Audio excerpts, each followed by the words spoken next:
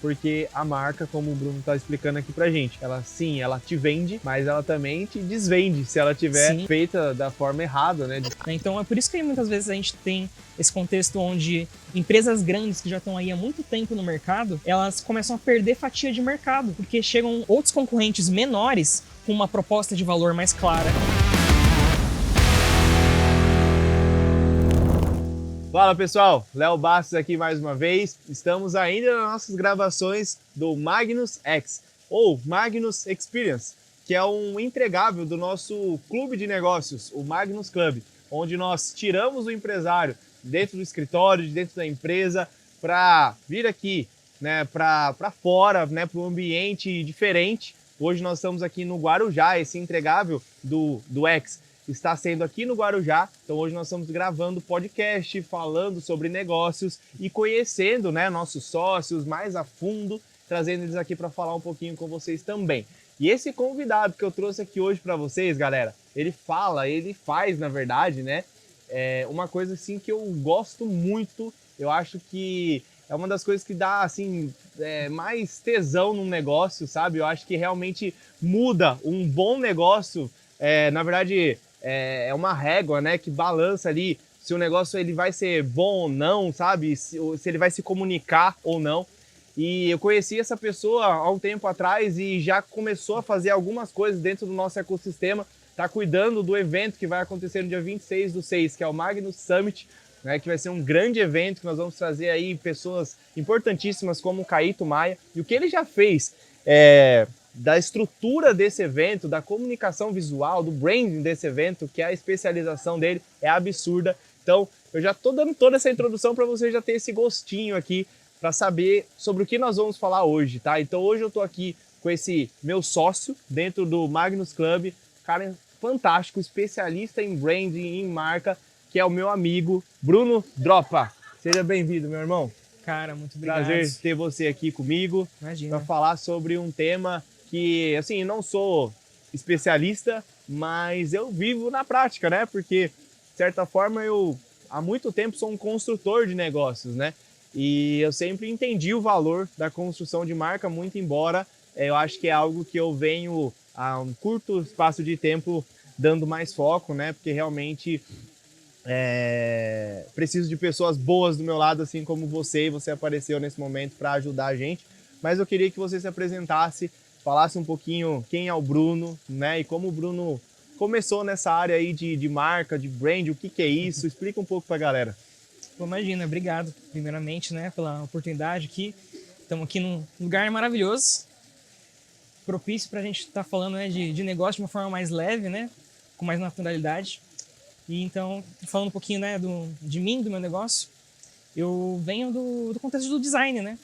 Eu já há mais de 10 anos trabalho com a parte de design, de identidade visual, né, toda a parte gráfica, de comunicação. Eu venho de um contexto de agência, né?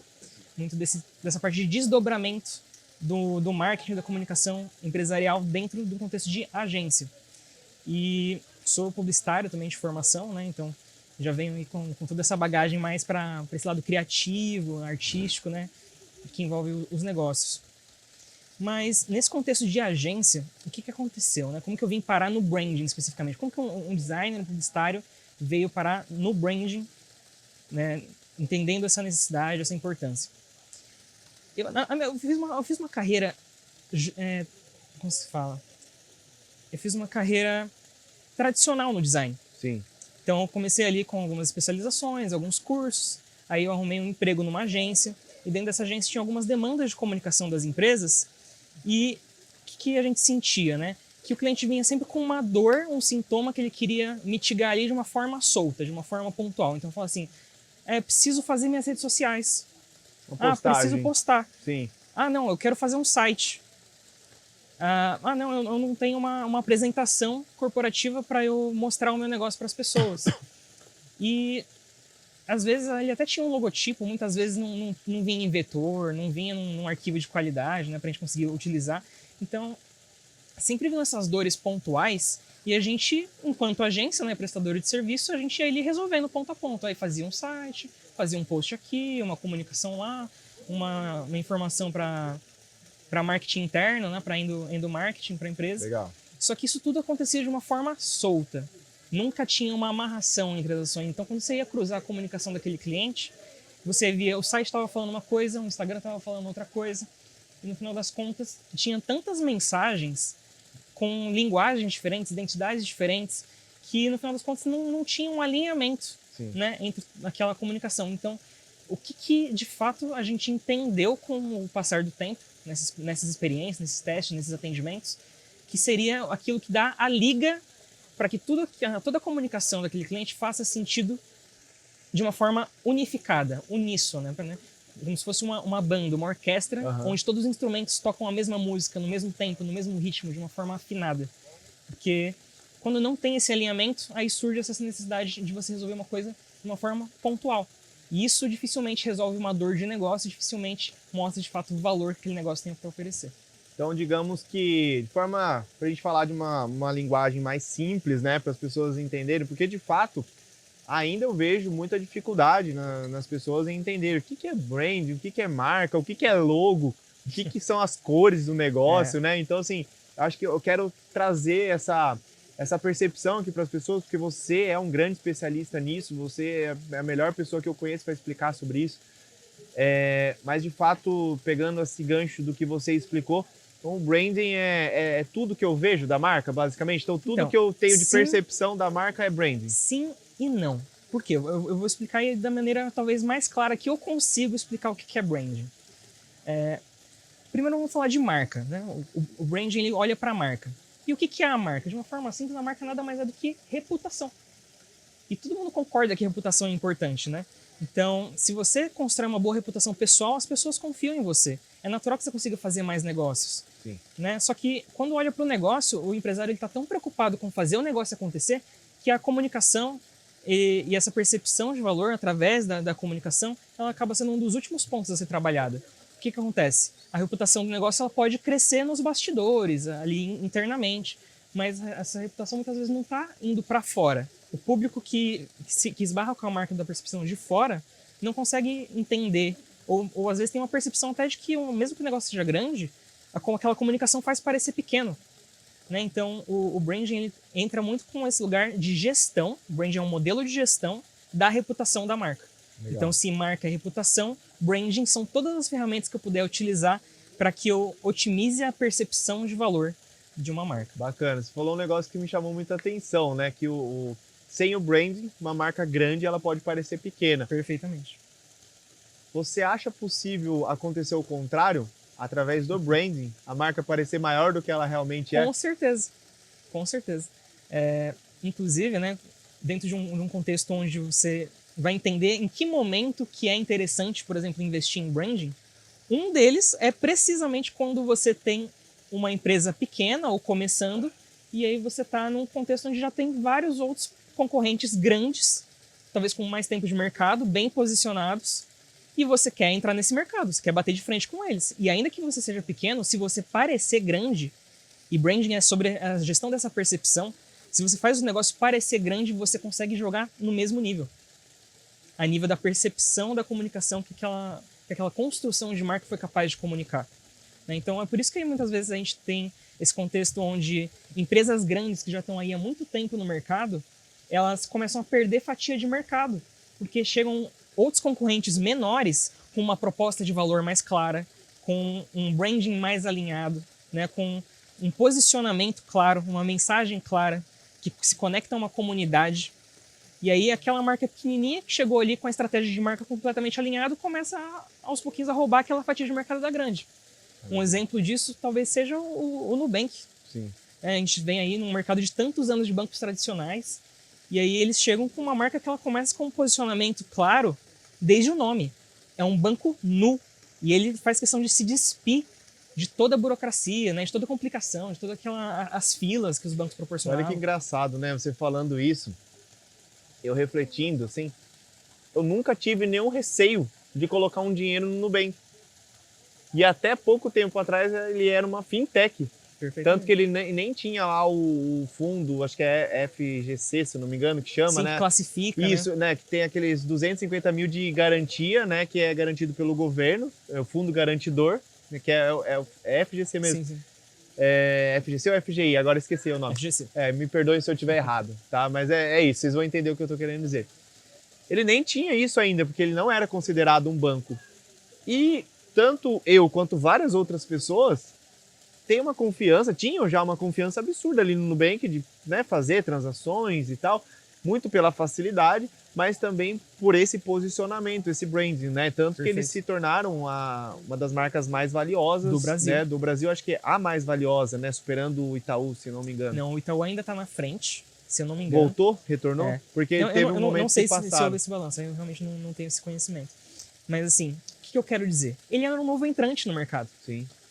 Num É um mercado completamente consolidado. E assim, ele disparou. Porque desde o começo ele tem uma proposta de marca muito clara. Sim. Um posicionamento muito claro que foi estudado a partir de um contexto de uma dor que era real do público. Sim. Né? Então, quando você identifica essa dor e constrói a solução ideal, narrativa, inclusive, que Sim. vai de encontro com aquela dor do consumidor, você tem uma oportunidade de construir, de fato, um posicionamento único. Sim. Né? E quando eu falo que brand é um modelo de gestão, aplicando nesse exemplo do Nubank que a gente está conversando, você vê que não é a identidade visual. O pessoal tem essa dúvida. O que é branding? Branding é identidade visual? É o meu logotipo? Não é. Branding é a percepção que fica. Sim. E isso se constrói através dos mais diversos pontos de contato e pontos de gestão da empresa. Então, quando ele se propõe, desde a essência, desde o posicionamento, a ser uma marca transparente, nua, despida, isso vai para o nome, isso vai para a comunicação, isso vai para a forma como eles atendem os clientes, cultura, para o modelo né? de negócio, ele já parte dessa premissa. Então, é como isso tudo está amarrado numa ideia central, de modo que tudo que foi feito a partir dali agora passa a ter sentido, passa a ter alinhamento, e isso melhora a reputação muito, porque a reputação ela se constrói através do quê? A promessa, o que você fala, e a entrega, o que você faz. Então, se você honra e cumpre com aquilo que você se promete a fazer, e isso tem conexão de valor com o perfil do público que você busca atender, o negócio é natural que isso gere valor. Né? E a questão aí, pegando o gancho, já que você trouxe esse exemplo, é muito legal de falar de exemplo prático, né? Porque a galera consegue já ir visualizando ali na prática, né? Pegando o caso do Nubank, né? Nós tínhamos Itaú, nós tínhamos o Inter, né? Que são dois bancos de cor laranja. Aí nós temos dois tradicionais, que é o Santander e o Bradesco, que são vermelhos, certo? Aí tem o C6, que é preto e tal. E posso estar enganado, mas eu não conheço nenhum outro banco roxo. Como que funciona, Bruno? Assim, uma dica que você pode dar em cima dessa questão do Nubank. Minha empresa pode ser da cor que eu quiser. Eu posso criar uma empresa de contabilidade laranja, rosa, vermelha, desde que outras coisas estejam, né, elencadas. Ou existe de fato essa questão, porque muito se fala, né? Se eu misturar vermelho com amarelo é alimentação, da fome, aí né? o azul é de tecnologia, é de consultoria, enfim. Isso existe de fato? Dá uma dica também para o pessoal aí que está começando, né? Para entender sobre essa questão das cores. Isso existe sim, né? Eu acredito que muitas marcas, elas nascem ou abraçam uma cor meio que por acaso, né? Nessa construção muito louca que o negócio vai acontecendo junto com a gestão, com a comunicação de uma forma não tão centralizada ou estratégica, mas esse lugar ele realmente existe. Então, por exemplo, se você não vê outros bancos assumindo essa cor roxa, é porque eles sabem que esse território pertence ao Nubank. E eles não querem bater de frente com esse lugar. Ainda que tenha algum movimento, por exemplo, se não me engano, o Bradesco, uma época ele começou a misturar um pouquinho de roxo junto com vermelho, não sei se ainda está nessa pegada, mas o que ele quer comunicar? Ele quer, tipo assim, na psicologia das cores, você atribui significados a essas cores de acordo com o contexto. Por exemplo, se eu falar para você amarelo esverdeado, você pode pensar em limão, como você pode pensar em xixi, vômito. Tudo depende do contexto, da associação, porque aquele elemento é o mesmo. Sim. E branding é olhar para essa construção macro de como todos esses elementos eles compõem. Tem que ter todo esse cuidado, né? Então, nesse caso, né, da pergunta que você fez em relação a se eu posso fazer a minha marca de qualquer cor, assim. A gente faz hoje no nosso processo de construção de marca o que a gente chama de análise cromática. Então, a gente entende no contexto dos concorrentes daquele mercado qual que é a tendência macro. Então, por exemplo, se você for olhar para a advocacia, é muito comum você ter ali cores relacionadas ao azul marinho, um verde, né? Que eles querem transmitir ali alguns atributos de segurança, de requinte. Só que naquele segmento, aquilo se torna tanto uma regra daquele mercado que você tem uma crise de autenticidade. Todos eles comunicam exatamente da mesma forma, com os mesmos elementos, atendem da mesma forma, se portam da mesma forma, a experiência que o cliente tem com aquele negócio é mais ou menos a mesma, e isso cria o quê? A comoditização daquele segmento, daquele setor. E quando o setor está comoditizado, é a oportunidade perfeita para a gente olhar para aquilo, entender o que está faltando, que é relevante para o consumidor, e construir uma marca pensando em atacar aquele território que ninguém atacou ainda, ou que se alguém atacou, está sendo mal aproveitado. Aí a gente rouba aquela gaveta. Maravilha, nossa, sensacional. Só aqui, galera, só aqui já deu ROI. Só aqui já deu ROI. Então, a única coisa que eu vou te pedir, porque você já está ganhando dinheiro, já está ganhando muita coisa só de assistir esse podcast. Então, a única coisa que eu vou pedir para você é curtir esse vídeo, comentar aqui se você está gostando, se você quer trocar uma ideia com o Bruno, deixa aqui nos comentários também, compartilhe com seu amigo, se inscreva no canal. Bruno, uma pergunta aqui para você, talvez um pouco polêmica. Um pouco polêmica, vamos lá.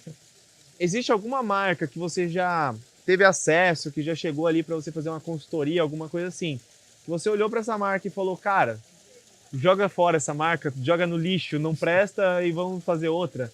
Ou toda marca tem uma salvação, é só a questão de como fazer, enfim, dessa organização da marca? Então, isso já aconteceu, mas o que eu costumo dizer?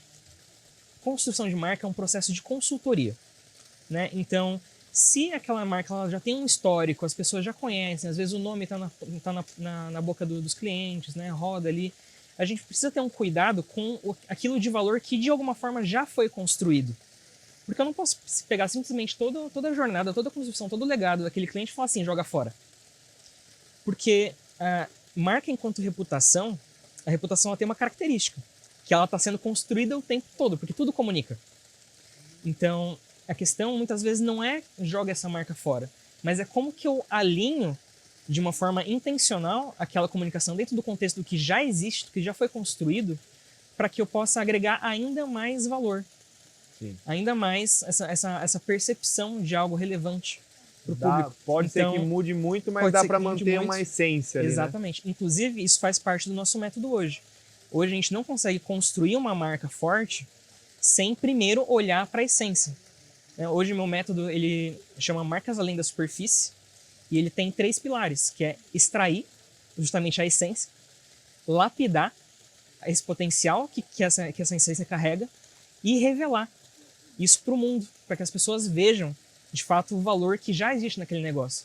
Porque o perfil de cliente que eu mais atendo e procuro hoje é o que já tem uma estrutura, já opera, já entrega valor, já tem qualidade, tem uma entrega validada, né? Mas muitas vezes que essa marca não acompanhou o crescimento. E se a marca não acompanhou o crescimento, o que significa naquela balança identidade, percepção? Significa que você já é muito maior do que você é percebido. Se isso acontece, muito provavelmente você está deixando dinheiro na mesa. Muito. Do contrário, se você fala demais e entrega de menos também, você vai se dar mal, porque as pessoas vão saber que você está fazendo errado, entendeu? Sim, sim. Então, é justamente esse lugar de fazer esse alinhamento. Então, é entender a essência do negócio. Às vezes, por exemplo, não é que eu preciso jogar a marca fora, mas o cara não tem o registro da marca no INPI. Sim. Se ele não tem o registro, aquela marca ela está suscetível à Vamos queda. pegar esse gancho, então, vou fazer uma outra pergunta para você. Qual é hoje a estrutura básica que uma empresa, enfim, que uma marca precisa ter? Vou dar um exemplo para você entender melhor a minha pergunta. Então, você falou aí do registro do NPI. Então, o registro do NPI, site, o Instagram, enfim, a logo vetorizada, né, que você citou. Qual a estrutura básica mínima, vamos dizer assim, que uma marca precisa? Porque quem está assistindo pode tanto pensar assim, eu já tenho a minha marca. Mas fala para as pessoas que estão ali assistindo o que é a estrutura mínima que ela deve ter, e se ela não tem, ela deveria se preocupar, né? Que está deixando dinheiro na mesa, que pode estar sendo percebido de uma forma errada, não conseguindo vender pelo preço que quer, porque muitas vezes é isso, né? A pessoa fala, eu não consigo vender pelo preço, aí eu vou lá e abaixo o preço, É legal porque às isso que vezes você comentou. a marca não está alinhada. Então, fala para eles o que precisa, quais são os principais pontos aí que eles, olhando agora, assistindo esse podcast, eles vão fazer o checklist lá. Então pega papel e caneta, faz o checklist do que o Bruno vai falar aqui. E se tiver alguma coisa faltando, você vai chamar o Bruno, vai deixar aqui nos comentários, vai chamar, depois ele vai passar o Instagram dele. Vocês vão chamar ele lá no Instagram para fazer uma consultoria ali personalizada com ele. Então faz esse checklist pra gente, Bruno. Perfeito, vamos lá. Toda marca forte, ela nasce do posicionamento. E o que é o posicionamento? É saber que território eu quero ocupar. É saber como eu quero ser percebido, pelo que eu quero que as pessoas lembrem de mim. E isso primeiro envolve a gente entender quem a gente é, o que o meu negócio faz. Né? Então, eu preciso ter clareza de o que eu faço, de quem eu ajudo e qual que é o meu diferencial. Porque se eu cruzo esses 3 pilares, a gente tem a matriz de valor do posicionamento. Né? Mas outras perguntas que você pode se fazer agora para o seu negócio é, por exemplo, o que você faz e o que você não faz? Quem você é e quem você não é? Como você faz e por que você faz desse jeito e como você não faz e por que não faria de outro jeito? Esse tipo de pergunta, de uma forma sim e de uma forma não, ajuda você a entender de fato aquilo que está na sua intenção, do que você quer projetar de valor para o mercado, como aquilo que de fato você não quer. E isso envolve até o cliente, por exemplo. Que cliente você quer atender, que cliente você não quer atender. Porque dependendo da forma como você responde esse tipo de pergunta, você cruza a forma como você vai comunicar isso para o mercado. Porque se você não tem clareza, por exemplo, desse público, de quem você atende, de quem você não atende, e quando você vai para o mercado, você não tem clareza de como dizer isso para o público, a chance de você atrair o cliente desqualificado é muito grande. E a nível de checklist, né, uma vez que você entendeu essa bagagem de essência de posicionamento, aí é como você traduz isso para o mercado. Então, o ideal é que você tenha pelo menos um logotipo ali, as cores, uma linguagem visual, né, para que isso possa ser transmitido e aplicado nos pontos de contato. Então, é sempre essa lógica. Você tem o posicionamento, aí você define a linguagem, e agora que você tem o posicionamento e a linguagem, agora você sabe como projetar isso nos pontos de contato. E os pontos de contato é a sua fachada, é a sua apresentação, é o seu cartão de visitas, são as suas redes sociais. E não tem muita regra assim do que você precisa ter ou você não precisa ter. Tem muitos negócios que estão girando às vezes sem Instagram. Não que não seja uma recomendação estar lá. Lógico que a gente quer que todos os nossos clientes estejam bem presentes e posicionados no Instagram. Mas antes de tudo, se eles não tiverem clareza de quem eles são, dificilmente ele vai conseguir comunicar esse valor para o mercado. Você acha que nesse sentido, né, de distribuição da marca, vamos dizer assim, de uma forma mais leiga, você acredita que quanto mais melhor, desde que bem feito, ou não tem nada a ver? Então, não é uma questão de quantidade necessariamente. Quando a gente vai falar de percepção de valor, é muito mais um lugar de qualidade e excelência num sentido de alinhamento. Então, se você se propõe a ter de tudo um pouco e não vai ter capacidade de gestão para administrar aqueles pontos de contato, talvez seja melhor não ter. Então, por exemplo, se você tiver pelo menos uma boa identidade visual e um Instagram alinhado, que vai estar ali comunicando o que você faz, passando a sua mensagem, a sua proposta de valor, às vezes é o suficiente.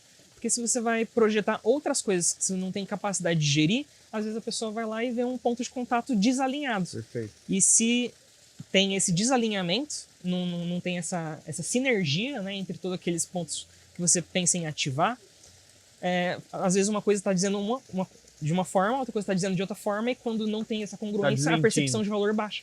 Exatamente. Então, se você for fazer, faça muito bem feito, né? Se você sabe fazer, faça. Se você não sabe, procura um profissional para fazer, porque a marca, como o Bruno está explicando aqui pra gente, ela te vende, mas ela também te desvende se ela tiver feita da forma errada, né? De qualquer jeito e tudo mais. Às vezes você tem uma baita empresa, uma baita estrutura, e aí um simples site feito de qualquer jeito. Às pressas, muitas vezes. Exato, às vezes um vídeo no YouTube mal editado, de qualquer forma. Então isso é um ponto aqui que até serviu para mim aqui. Eu tô aqui, pô, deixa eu rever aqui tudo que a gente tem, porque é muito amplo os nossos negócios, né? Então, inclusive a gente fez isso recentemente, tá? A gente tem vários Instagrams hoje, você sabe? Sim, sim. A gente fez ali em alguns Instagrams, a gente foi limpando de fato, né? Porque às vezes a gente cai em alguns testes, né? A gente é muito do MVP. Então, um tempo atrás, a gente estava fazendo teste de quantidade. E aí a quantidade acaba trazendo um pouco a qualidade para baixo, né? Só que aí qual a percepção de valor disso também que isso passa? Bruno, Perfeito. tem uma outra pergunta que é legal demais, assim, que eu acho que eu vivo isso e você também, acho que muitos empresários vivem isso, tá? Dessa correlação entre a empresa, ou seja, a marca, e o CPF. A marca CPF. Né? Até, por exemplo, hoje a sua agência, a sua empresa, ela tem ali o seu sobrenome, né? Tem essa pegada. Sim. O que você pode falar pra gente sobre isso, assim, né? Até onde relacionar as duas coisas, unir ou não, quais são as vantagens e as desvantagens? Explica um pouco pra galera sobre isso e dá uma dica aí pra gente. Perfeito. Bom, todos nós já somos marcas. Eu sou uma marca, você é uma marca. Por exemplo, eu gosto muito de música. E às vezes quando as pessoas vão falar de música, elas vão lembrar de mim. Porque de alguma forma eu estou associado a esse universo da música, assim como das marcas, né? E as pessoas se conectam muito com pessoas. Isso tipo assim, não tem o que contestar isso, porque pessoas se conectam com pessoas. E o exercício do brand muitas vezes é fazer com que uma marca se pareça e se comporte como uma pessoa. Que ela tenha expressividade, que ela tenha identidade, que ela tenha crenças, que ela tenha valores, né, que ela reflita de alguma causa que ela acredita e defende, tal como as pessoas fazem. Então, não é como se existisse uma regra nesse sentido, tá? Você pode muito bem ter uma marca institucional forte, sem que necessariamente a pessoa por trás apareça. Isso não é um problema, mas eu não tenho como dizer que se essa pessoa não estivesse aparecendo, talvez os resultados não fossem mais relevantes. Porque se a marca pessoal do CPF é forte e a marca institucional do CNPJ também, uma retroalimenta a outra. Então, se fosse para dar um conselho, nesse sentido, é claro que quanto mais você puder colocar a sua personalidade enquanto CPF à mostra para endossar e trazer ainda mais conexão para aquele negócio que reflete a essência desse empresário, isso é muito mais relevante e gera muito mais valor. E cuidar dos dois ROI. com a mesma intensidade, né? Com o mesmo cuidado. Porque eu vejo muito alguns empresários que têm um Instagram empresarial, vamos dizer assim, corporativo, maravilhoso, né? Bem bonito, que se vende. E aí ele tem o Instagram dele que é, assim, ou às vezes não existe, ou às vezes é algo, assim, extremamente pessoal ali que desvende tudo que ele vende lá através da marca da empresa, né? Talvez um dos maiores exemplos disso hoje seja o que está acontecendo com o João Adib, né, da CIMED. Sim. Os caras conseguiram construir um posicionamento único num mercado onde o produto é literalmente genérico. E esse é o poder da construção de marca. É quando você pega aquilo que é só um produto, uma camiseta branca. Você vai no Brás ali, tem 300 lojas vendendo pilhas e pilhas de camisetas brancas a 10, 15 reais. Sim. Mas e não importa a fabricação, porque às vezes você pega a mesma fábrica, o mesmo fornecedor dessa camiseta, dessa malha, né? Desse produto enquanto commodity.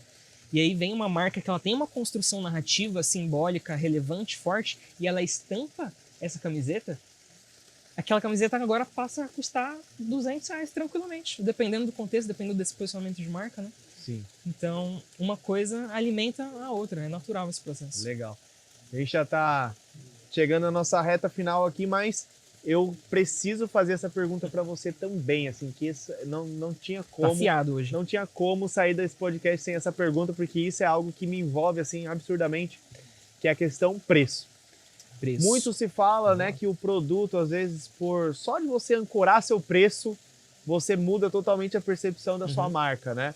Você acredita nisso? É tão simples assim mesmo? É só você ter coragem, né, ir lá e subir seu preço? Ou não? Não é bem assim? Antes de subir o preço, existe um outro processo e tudo mais? Me explica um pouquinho sobre isso. Claro. A gente acredita, né, que tudo comunica. E tudo comunica alguma coisa. São trocas simbólicas, isso é do ser humano. Então, quando a gente fala de precificação, preço posiciona, sim. Então, quando a gente está olhando para uma construção de marca, se eu tenho um preço mais alto, isso me coloca automaticamente em uma prateleira, em uma gaveta, que as pessoas associam por sendo mais de qualidade, por exemplo. Ou se um preço mais barato, que talvez não tenha tanta qualidade assim. Se você estiver na gôndola do supermercado, quero comprar um vinho, por exemplo. tem lá um vinho de R$ 40, um de R$ 80 e um de R$ 150. Naturalmente, você vai responder que qual é melhor. 150. Entende?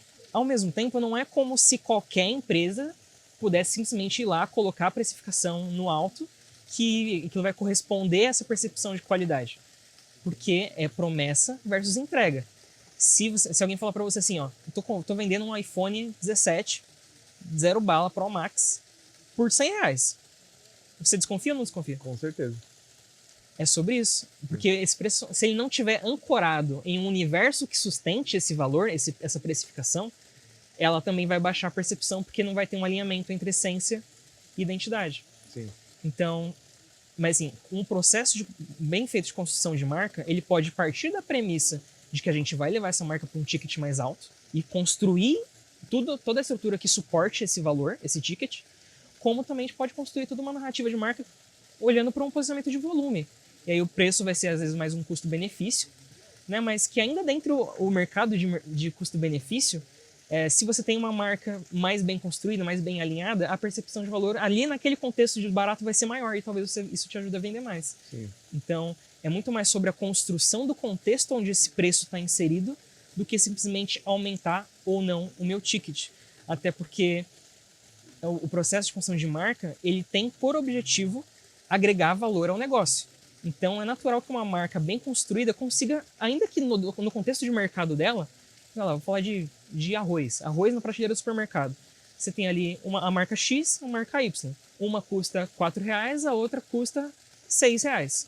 Se a marca conseguiu construir um lugar forte e relevante na cabeça do cliente, a marca consegue fazer o que a gente chama de willingness to pay, que é a probabilidade da pessoa aceitar pagar um pouquinho a mais para ter aquele mesmo produto que ela sabe que é o mesmo produto, mas só para estar debaixo daquela marca que ela confia, que ela acredita e que às vezes faz parte da história dela. Eu ia te trazer também, né, aquelas águas em lata. Muito ou legal. até em caixinha também, que é igual a caixinha de leite. Sim. Né? Que realmente é água, mas eu já vi aquelas águas serem vendidas a 3, 4, 5, até 10 vezes o valor de uma água, né, de uma garrafinha normal. Sabe por que isso acontece? Porque aquela construção de marca não está vendendo água para você. Quando a gente pensa na estrutura de oferta, que é um dos pilares de construção de marca, a gente não oferta só produto. Produto é um meio pelo qual a marca acontece. Um dos, né? E às vezes essa marca ela tá vendendo um lifestyle. Exato. Que é o caso da Red Bull hoje. Né? Assim, pra mim vem direto assim, na minha mente a Red Bull. Eu ouvi uma vez, desculpa te cortar. Pode cortar. Que a gente compra aquilo que ajuda a gente a contar para nós mesmos uma história daquilo que a gente está vivendo. Para reforçar aquele momento. Então, se eu tô, às vezes, sei lá, quero ter uma vida mais saudável e eu tô na prateleira do supermercado para comprar um suco, sei lá, se tiver algum elemento de saudabilidade, tu fala que tem proteína, ainda que no final das contas no rótulo não seja bem isso, é só a promessa que zero açúcar. Isso, aquilo, se você compra aquilo, você ajuda a convencer você mesmo de que você tá de fato numa jornada de saúde e bem-estar. A marca tem esse poder. E aí nesse lugar ela não está vendendo o produto, ela está vendendo essa condição que você compra para você mesmo. Ou que você compra para as pessoas. Às vezes a gente usa um relógio, né? Que no contexto social ele vai ter um valor simbólico de que você atingiu determinado status social ou algo desse tipo. Sensacional. A questão do vídeo, né? Do vinho, desculpa, você citou. É algo que é mais difícil, né? De você medir a qualidade, né? Porque eu vi um estudo, eu gosto muito de vinho, né? E eu vi um estudo que fizeram com enólogos mesmo, ou seja, com especialistas em vinho, onde mudaram o rótulo, mudaram as garrafas, né, e serviram aqueles vinhos. Então eles colocaram vinhos ruins, digamos, mais baratos em rótulos muito caros, e eles escolheram os vinhos que não tinham prêmio nenhum e tudo mais por conta da embalagem. Então, isso é um poder também da marca, do rótulo e tudo mais, que eu acho que você trouxe isso aqui assim de uma forma simples, que é isso realmente por isso que eu te trouxe aqui, né? Eu sei o quanto é difícil você trazer um conteúdo mais simples, simplificado nível de conhecimento que você tem, que é absurdo, eu sempre te falo Preciso isso. melhorar isso, ó. Já tô puxando minha orelha já. Não, mas já melhorou muito, assim, você vem sendo mais didático mesmo, mais prático, digamos assim, né? Que é o que essa galera precisa muito, né? Esses empreendedores aí, raízes, que começaram lá com uma logo de qualquer jeito, né? Todo desestruturado, inclusive, assim, não vou citar aqui, mas assim, às vezes a gente vê até pessoas que já têm uma grana ali e tal, e faz o negócio na correria, entendeu? E até tem sucesso com isso, e quanto sucesso a mais poderiam ter se realmente pensasse nessa construção da marca, né? Você vem me conscientizando muito sobre isso, a gente está passando ali por várias modificações e tal. Começando pelo evento. Já está trabalhando no evento, mas já tem coisas chegando aí, né? Hoje nós temos um guarda-chuva lá na Bastos e Company, né? Então a gente sempre foi conhecido mais pela Superfood Contábil, que é a nossa empresa, que ainda até hoje é a maior do grupo, mas hoje nós somos o grupo, então a gente está passando por isso. Você, né, já logo vai cuidar dessa parte também pra gente, desse rebranding aí.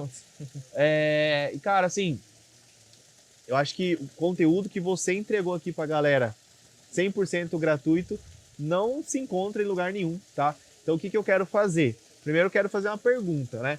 Se a pessoa te chamar lá no Instagram, você consegue bater um papo com ela, identificar alguns pontos ali de melhoria e tal, antes de passar uma proposta e tudo mais, para ver se faz sentido o seu trabalho. Claro, com se certeza. Sim, deixa seu Instagram pra galera aí, pra galera te achar, ir lá te mandar um direct, e quem sabe aí vir construir uma marca muito mais rentável, lucrativa e atraente, sexy, podemos dizer assim?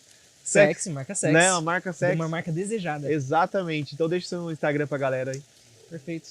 Podem me seguir lá. A gente faz sim uma análise prévia, né? um diagnóstico ali gratuito para entender de fato o contexto, a necessidade da empresa. Pode me seguir lá no @brunodropa com 2 P's, e o Instagram da nossa consultoria é a Drops Branding, Drops com Z, Drops Branding. E só para fechar esse assunto, né, que eu achei legal, que você trouxe esse teste dos enólogos, tem uma outra situação que foi um vídeo que viralizou bastante, inclusive, que foi um violinista que era, tipo, mega renomado, e ele foi fazer um experimento social dele tocando no metrô. Sim. E aí ele foi lá, abriu o violino, ficou lá tocando aquelas melodias incríveis, de toda a expertise, a experiência que ele tinha, e o pessoal na correria do metrô não dava o menor valor. Vai lá, vai, volta. Ele estava usando um violino de mais de R$ 1 milhão. Só o violino, né? Então é tudo sobre essa construção do contexto. Aquele cara, naquele contexto, não tinha valor. Mas ele é o mesmo cara que num auditório as pessoas pagam caríssimo para ir ver aquela obra que ele é capaz de executar. Então talvez a sua marca já tenha alcançado esse lugar de valor, de entrega mesmo, de capacidade, de qualidade, mas se sua marca não está sendo capaz de comunicar isso ao nível do que você já alcançou, realmente tem várias oportunidades aí para trabalhar isso na sua marca. Sensacional, sensacional, Bruno. Cara, só tenho a agradecer de verdade esse conteúdo que você trouxe aqui pra galera. E para você que ainda não sabe, o Bruno é nosso sócio no Magnus Club. Se você é um empresário, quer ter conexões com empresários assim como o Bruno e vários outros que vão te apoiar no seu negócio, fazer network, fazer negócio com você, além de toda a mentoria, o Magnus Club é um clube de negócio dentro da MLS, nós somos sócios da MLS, que é a Mentor League Society, a empresa fundada e gerida por Flávio Augusto, Joel J e Caio Carneiro. Então nós temos uma metodologia de aceleração de negócios, que o Bruno faz parte desse ecossistema, e você, estando no Magnus, você também vai ser sócio aí do Bruno e falar com ele aí de igual para igual, fazer reuniões com ele e com todo o pessoal do Magnus Club. Você acha que isso pode fazer sentido para você? Aqui na descrição do vídeo vai ter um link ou nosso contato para você fazer uma aplicação para que a gente entenda se o seu negócio está preparado para ser acelerado por nós do Magnus Club. Não deixe de compartilhar esse vídeo, deixar aqui nos comentários o que você achou. Deixa aqui um recado para o Bruno. Deixa uma pergunta ou um recado aqui para o Bruno que nós vamos encaminhar para ele, responder e tudo mais. A gente traz aqui ou lá no Instagram para responder as perguntas de vocês. Bruno, muito obrigado. Eu que agradeço. Somou demais. Galera, até o próximo vídeo. Muito obrigado. Falou.